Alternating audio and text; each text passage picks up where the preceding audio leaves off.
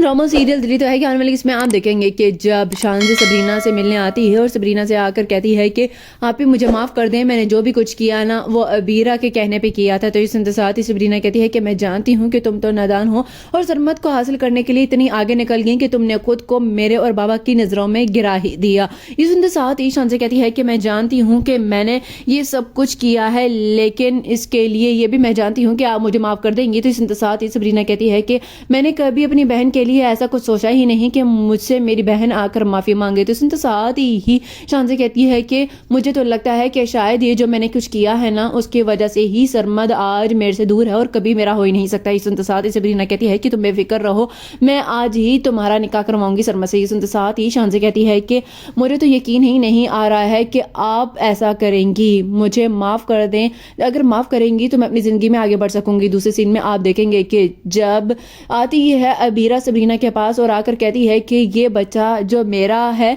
वो तुम समझ रही होगी कि हारून का है, लेकिन ऐसा हरगिज़ नहीं है। ये साथ ही सबरीना कहती है कि अभी तो शानज़ यहाँ से गई है और तुम यहाँ पर क्या लेने आ गई हो, देखो जाओ, मुझे पता है कि यहाँ पर कोई और चाल चलनी होगी। तो सुनते साथ ही अबीरा कहती है कि कोई चाल नहीं चलनी आई, तुम्हें इतना बताने आई हूँ कि ये मेरा और मोहित का बच्चा है, ना कि मेरा और हारून का। ये सुनते साथ ही सबरीना कहती है कि अपनी बकवास बंद करें और यहाँ से चली जाएं। तो सुनते साथ ही अबीरा कहती है कि मैं जानती थी कि तुम यही कहोगी, इसलिए मैं रिपोर्ट्स भी लेके आई हूँ और तुम्हें बता दूं कि मोहित एक दफ़ा पहले भी मेरे साथ डॉक्टर के जा चुका है। लास्ट सीन में आप देखेंगे कि जब उधर